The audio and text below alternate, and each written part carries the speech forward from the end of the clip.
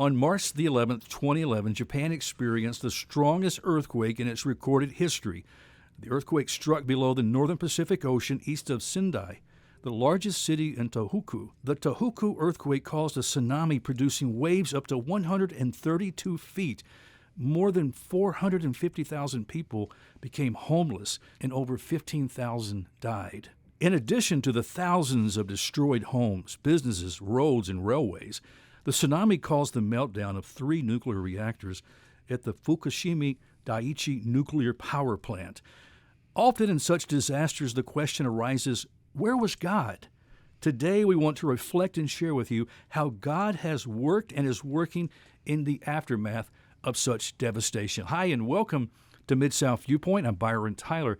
Pleasure, friend, to have you stop by. Today, we welcome Roger Lowther. He is the founder and the director of Community Arts Tokyo, which is assisting church planting through the arts. Roger, welcome to Mid-South Viewpoint. Welcome back to Memphis. This is no strange town to you, right? Not. Yeah, thank you for welcoming me. It's great to be here. You first came to Memphis after college and took your first job playing a pipe organ at Second Presbyterian Church. What a start. I mean, you must be amazingly coordinated to be able to move those fingers and feet at the same time on a pipe organ. Well, they do have a big organ there, so it does take a lot of physical exercise to make it sound, yes. Did you major in music? I did. My degree was in organ performance. Did your mom play the organ or your dad? No, my mom didn't. My grandfather did, and my mom loved the sound of it. She thought, well, I guess it skipped a generation. I'll get my son to do it. So she dragged me down to the church organist and said, you're going to take from him. And he was an amazing teacher, and so there you are. Ended up majoring it in college. That wasn't in Memphis, was it? No, it was in New York City. Well, Boston. Sorry, I grew up in Boston. Did you really? Fond memories of lobster and clam chowder. Oh, I do. I sure do. Well, you met your wife here in Memphis, I understand. What were the Yes. circumstances that led to that romance? Well, we were both working at Second Presbyterian Church, and we were both in the singles group there, and I fell madly in love, and that was something you can't turn your back on. So. Yeah, what a great story. Yeah. I opened up talking about the devastation of that earthquake and tsunami on March the 11th in 2011. The news, I mean, I can still picture the people and roadways just being washed away and just incredible devastation there. Yeah, it was a horrible time. You know, one that's engraved on the hearts of American people, Roger, is 9/11. And that date, kind of a pivotal point in your life. It kind of reordered your life. And how did it do that? Well, in my case, I was, there were a lot of services being held, memorial services at Second Presbyterian Church right after. Unfortunately, I wasn't in Memphis. I was stuck. I had been on a business trip and got stuck where I was and couldn't get back. And through that, it was interesting how no one wanted to fly once flying started again. My wife had lived in Japan for a while and said, this is the time to go visit Japan. Flight tickets were like $300 round trip or some crazy amount. No one was flying. The plane was completely empty. And so just a couple months later, we went off to Tokyo, Japan. This was just an excursion, just a getaway, a travel, a vacation, I guess. Yeah, I mean, it was kind of a short-term missions trip, a 2-week trip, just to use our music to help the church playing activities there, and also get to meet some of the friends that my wife had. She knew some people over there already, so we were connecting with people. So how did you first connect with Mission to the World? Share some of the backstory of this mission organization. Well, my wife's father ended up studying at seminary with the team leader of the Mission to the World Japan church planning team. And so she was called over between high school and college as a gap year to work with them. And so that relationship developed with her. She came back, met her, we married. I'm like, well, I asked the same question. What is this Mission to the World?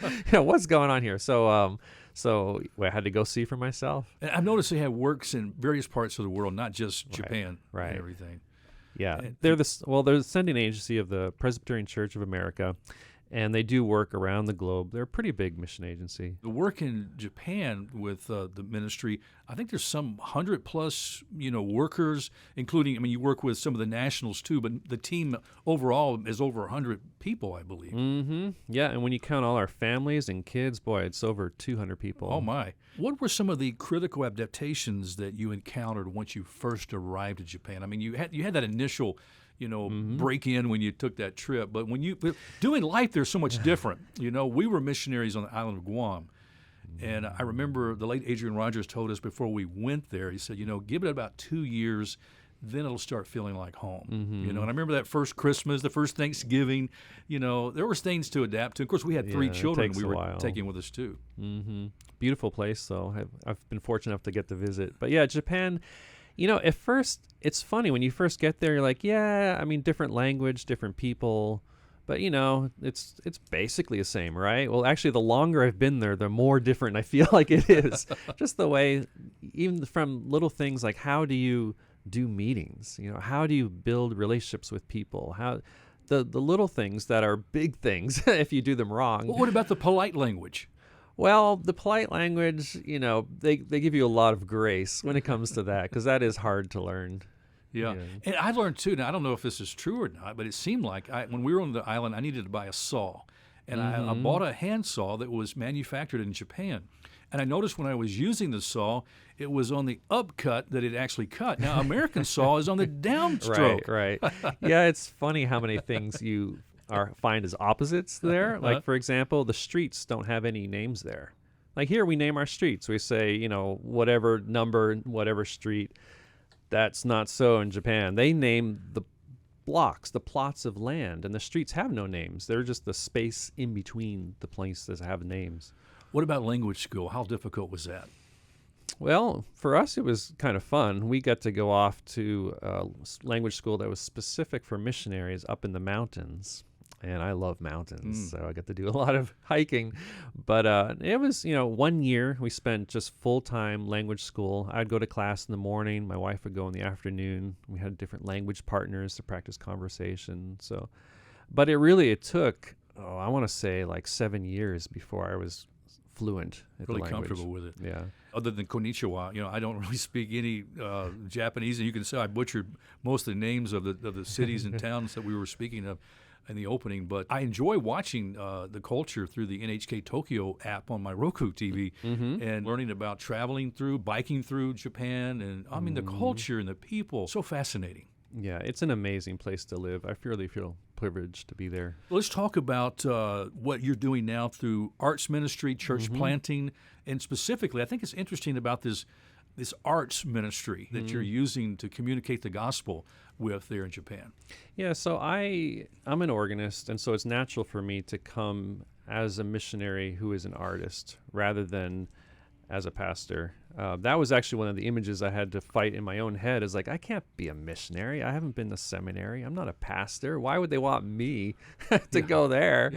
Yeah. And so we kind of had to figure it out little by little. But, we found out the arts are a great tool for both connecting people and sharing the gospel. I understand there's been this love for classical music among Japanese people, Bach and Beethoven.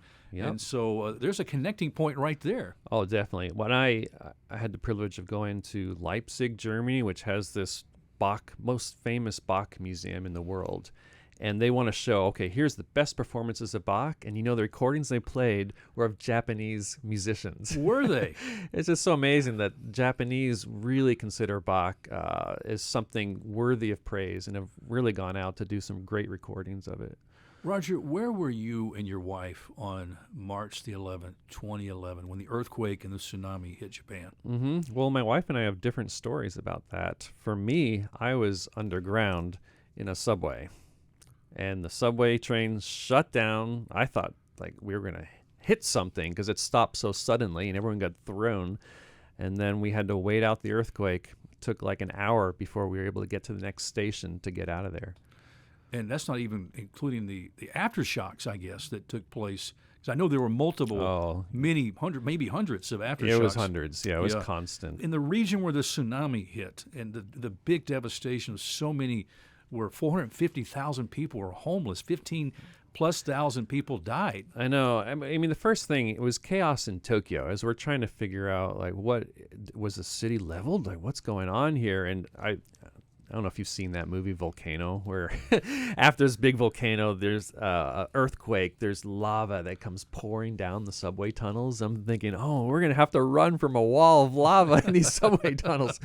We didn't know what to expect. And by the time I got out, everyone was out on the streets. There wasn't a single person in a building because they were afraid of buildings collapsing or damage like that. Now, fortunately, Tokyo is built for that. The buildings, there really was hardly any damage at all. And so we had thought we had avoided the worst of it. But then as I was walking home, because all the subways had stopped, I saw in a big window on the TV screens the wave that was coming, destroying the northeast coast of Japan. And I was just horrified. At that time, I didn't know where it was, but I could definitely see the damage I was causing.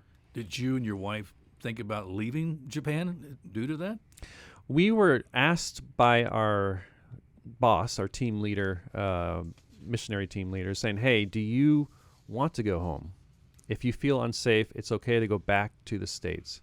And because most of the foreigners in Japan were leaving, mostly because of the power plants breaking. They didn't know how bad it was going to get. There were rumors that all of Tokyo was going to have to evacuate and everyone go down south. I mean, it was pretty bad those early days. It got really bad. There was a story of a gymnasium you were telling me. Well, just as I got north, of course, then there was some devastation because the earthquake was much worse up there. But, well, I should back up and tell you, what happened, the earthquake was on a Friday. On Saturday, we're trying to figure out what is going on, and people just making sure everyone's okay, connecting with one another. Sunday, churches started saying, well, we want to do something, started bringing food, supplies, water, clothing, things like that. And they're like, well, how are we going to get it up there? There's nothing going up there. And so I was volunteered to drive up that night, Sunday night, in we had a 2-ton truck that someone had let us borrow. Yeah. And that was the beginning of my experiences up there with relief work. Give us like eyewitness account. What did you see? What talk about the devastation and how the people were. Yeah, it was terrible. In those early days, a lot of the relief organizations couldn't get in because the airport, the Sendai airport, which is the nearest big airport, was shut down. The tsunami had covered it. And so the only people who were able to respond were the Japanese Self-Defense Force, so the military. Yeah. And so those early days when we got up, that was all we found. Their first job was to try to find all the bodies and get them out of there. So it was them and me. Oh my. and some other missionaries too had driven up, and Japanese pastors had come up with us too. So were you concerned about the nuclear fallout because of those reactors that melted down? We were. We didn't know. My Japanese wasn't great at that point, and so I wasn't sure what they were going on and on about on the radio. We weren't sure exactly what was happening. And so there was that fear of the unknown, I think, and they were telling us things like, well, don't drink the water. But all the bottled water was gone in the entire city. And we had small children. We had babies. You know, they're like, well, for the radiation, just eat lots of seaweed for iodine. I'm like, okay, how is that going to really help? Like, how bad is this sort of thing? In your own home and the leadership of your home with your wife and the kids, how did you guys just do life in the middle of all this while you're there to do ministry and your world just gets, turned upside down? It sure did. Yeah. Well, we were it's hard to say we were doing family during that point because we became the center of the relief organization, all the relief efforts. It happened through, my wife is really good at connecting with people. And she had called up her friend and said, well, my husband's up north in the disaster area. So if you want to bring some things, when he comes back, we can take it next trip. Well, that started a whole thing. Her friends called their friends, called their friends, called their friends. And soon it seemed like the whole city was bringing us relief stuff because pretty soon our living room, our whole house, all the bedrooms are full of boxes from floor to ceiling. And then, we don't have enough room. And so they gave us the whole meeting area downstairs at the bottom of our building. We live on the 22nd floor. And then that filled up floor to ceiling. Like, this is crazy. Just hundreds of people bringing stuff. And there was no way we could take it all. And so that was the beginnings of the relief organization. You were moved to write a book, Yes. Aroma of Beauty. Mm-hmm. This is really your heart and thoughts, the process of this whole experience. Right. Yeah, I kept having people over and over again asking me, like, is this a judgment on Japan? Isn't this proof that God doesn't exist? 'Cause look at this. This is terrible. Just having people constantly mourning the loss of their loved ones. There's just so much loss. It was a really painful time. And yet I had to answer, no, there are so many proofs that God is here and he's working. And I wanted to capture those stories. And so I put them in my book, Aroma of Beauty, to try to, God was sharing his love, his beauty during that time. And that's what brought us through and gave us hope in a really dark time.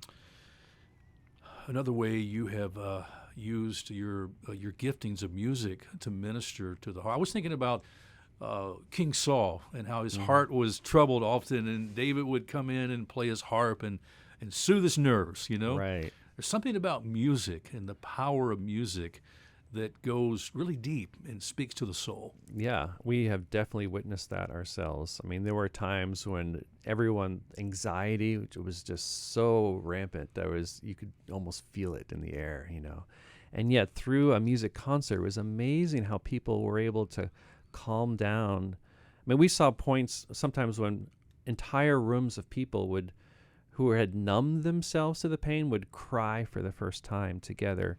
Or the opposite, they'd go from despair to complete joy because of music. It gave them this comfort that you would never, ever expect. Yes. There's always this image like that the arts is something extra, something decorative, something we don't really need. It's a luxury, but we can kind of get rid of it in the hard times. Yeah. But what we found is the exact opposite. You actually need it the most at those times. Yeah.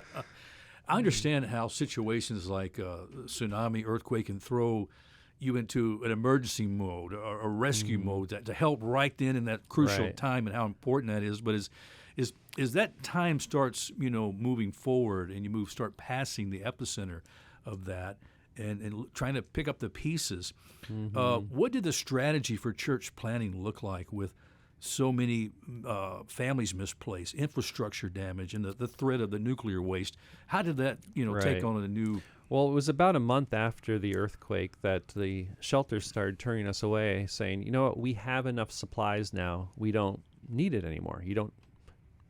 No thank you. You stay in Tokyo now. And that was at that point, we had built up relationships at all these shelters all up and down the coast. And so I started saying, well, actually, I'm not a truck driver. I'm a musician, and I have a lot of musical friends, and we could come up and give concerts. And they said, well, I don't know how that would work. Why don't we try it? How about after lunch next Tuesday, 1:30, why don't you give a short concert, and we'll see how it goes. And that was the beginning of a beautiful thing. And just because we were able then to continue those relationships when a lot of relief organizations had to stop because their job was done. And so our relationships continued for months and months ahead as we continued to come back giving concerts. So what do these concerts look like, Roger? Well, it was different depending upon the situation. And the shelters, too, I should say, is different upon, it was wherever there was a spot that was clean. So sometimes libraries, sometimes gymnasiums, sometimes there were like fitness complexes, Buddhist temples. I mean, just all kinds of places. And we would come in. Sometimes it was festive, sometimes it was not. The musicians that accompanied you, I mean, were we talking guitar players, flute players? I mean, who joined you? We had a lot of volunteers coming from all over the world. And so that was my main thing, is getting them involved by taking them up there. But we brought a lot of people from Japan as well. I remember specifically a shakuhachi player. That's a traditional Japanese flute. And people loved hearing that. Oh, I can imagine. Yeah. Now, there's a wonderful work of God that's taking place in Tokyo right now. 10 churches in 10 years. Right. Hundreds are coming to Christ. Your events are being well attended. What do you attribute this spiritual awakening or movement of God by? Yeah, I really saw how we were able to build trust in the community by doing this relief effort. And a lot of people came to know us and said, wow, if you're doing things like this, we don't mind being around you. And then it's through those relationships that people were becoming Christians. And just one after another, we planted Grace City Church Tokyo in 2010. And then the assistant pastor, who was the head of the relief organization, a Japanese man, he ended up planting the second church. And then just kind of snowballed from there as people kept saying, wow, those Christians, they're doing such great stuff up north. They were willing to come back and be part of our community. Are you seeing that the nationals who are making decisions for Christ, in turn wanting to reach their own people for Christ? Or, you know what I'm saying? Because other than just you, the missionary, is our leader, Right. Well, there's a little fear there's certain cultural barriers they have in Japanese society. So in some ways it's easier for missionaries, and yet there's a great partnership and trust built between Japanese nationals and missionaries there. My pastor is Japanese, so I'm there to support him, encourage him, help the growth of the church.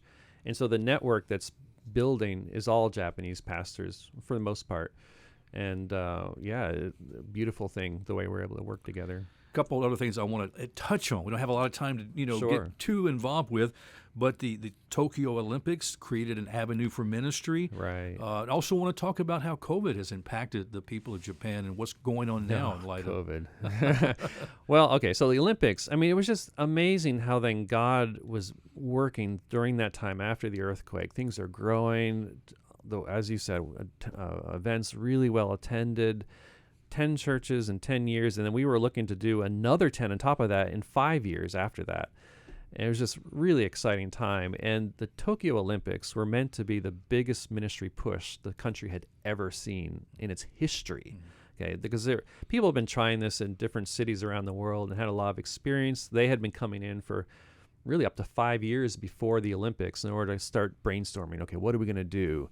So there was a lot of preparation that went into this. We were promised hundreds of thousands of volunteers to go throughout the country and do lots of things. We were going to set up ministry hubs so people could see how Christians work together, and it was going to be like this great festival that we thought would then spread a revival of the Holy Spirit going across the face of that nation.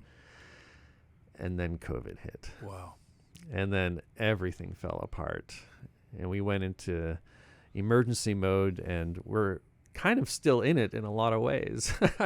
Think of a lot of Americans, COVID's a thing of the past for the most part, but we're still really in the midst of it. Restrictions on numbers at our worship services only lifted 2 months ago. We still all have to wear masks.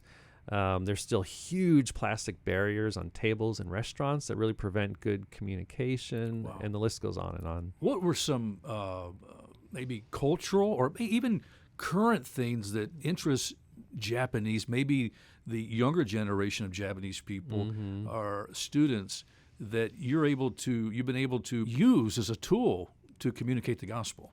Well, I've found that the arts is a great tool for sharing the gospel, because rather than trying to proclaim a message in a way that seems kind of forceful, it doesn't really fit Japanese society. They don't like having you come at it like that. But to have a third party, which would be the arts, and then the Japanese person will say, well, tell me more about that. And they'll ask questions. What does that mean? And what does that mean? So they're drawn in, and they're initiating their journey. And as they do that, they're learning the message of the gospel, and of course, they're building deeper relationships with us as Christians, and that's the really important part. Oh, that's beautiful, Roger. That is so beautiful. Well, you have seen ups and downs since arriving in Japan, but you're also seeing God work in some amazing ways, aren't you? Definitely. What stands out to you? What are you really praising God for right now, Roger, today, for the work He's done, through your family, through the work of the mission since you've been there? Well, I'm praising God that He doesn't abandon us in our darkness, that amidst all of the fear, all of the depression, all the anxiety that surrounded this pandemic, it really would have been easy to spiral off into chaos. Yes. And yet God continues to be faithful. He's bringing us through. We're seeing amazing things happen. Like even that my pastor's son passed away this past summer, a tragic death. His 3 small children left behind. And yet through his funeral, 2 people ended up saying, we want to become Christians, and then were baptized this past Christmas Sunday. Oh. So we're praising God that in the midst of such tragedy, that you would see something like that. It's just amazing, the kind of God that we worship. And baby steps. Mm-hmm. Some people, like, of course, America, we want to now quick and, we're going to, preach the word and see hundreds or thousands come to Christ. But when you look at work, you're just so thankful to see God working in those unique and small ways, but you see that he is working and he's Definitely building his church in Japan. Right. He is protecting us. I think, so things have really crashed, I would say, during COVID, when everything got locked down. We weren't able to meet with one another. There's a fear of being around one another that lingers. And yet God is opening the country back up. There's a lot of, we have 4 interns coming to work with our teams. All of the Mission of the World teams have interns coming. And we really sense that God is going to be opening the country back up. People want community again. They've been away from it too long. Yes. And it's a perfect time for the church to shine. I love that. How can we pray for you? How can our listeners pray for you and your family? Well, definitely can pray for all of the aftermath of COVID, that God would build his church amidst, it really is, I cannot put in enough words express how difficult it's been during COVID, but God is bringing us through, and through your prayers, he will continue to build his church. And we want to know how to contact you and connect with you to learn more information about the work. Yeah, well, I have a website, www.rogerwlowther.com. And on there, you can see I have a podcast. I try to tell stories about how God is working through testimonies of Japanese people. My latest album is up there. As an organist, I have to kind of get a credibility in the eyes of, I lead an arts organization there to help church planting. So this kind of gives me credibility to put out albums. This is called Covenant? It's called Covenant, and you can download it on Amazon or Apple Music or wherever you get your music from, Spotify. Also, not only have you written The Aroma of Beauty, the book here about the tsunami, but you have some other resources you've written, even for children. Yes, one of the stories was particularly powerful, I thought, in Aroma of Beauty, and so I put in a children's book called Pippi the Piano, and it's based on a true story of a piano that was rebuilt. The people would have said, oh man, you can't rebuild a piano, it's been swamped in seawater, that's terrible, and so you should just throw it out. But this church decided they wanted to fix it because it showed their own redemption and how God had saved them. And it continues to be a beacon in that town to all the non-Christians in the town as they give this lunchtime concert series every week, sharing the gospel through this piano. Another resource is something about the culture of the people. You found ways that you could connect the gospel story to the culture that people live in Japan. Yeah, there's a image that the God of the Bible is a Western God and brought by Western missionaries. And so I really wanted to show people that God is the God of the Japanese people. He made the Japanese people, and he is there. And so The Broken Leaf is a book I wrote to help people see how we can praise God and see his gospel through Japanese art and culture, especially traditional Japanese arts. Wow. Roger, God bless you, my dear brother. Thank you for what you and your wife and family are allowing Christ to do in and through you, for his kingdom, for his glory in Japan, and thank you for sharing with us today. Yeah, thank you so much for having me. Well, friends, that's all the time we have on this edition of Mid-South Viewpoint. Thanks for stopping by. I'm Byron Tyler, and we'll talk to you next time. Bye-bye.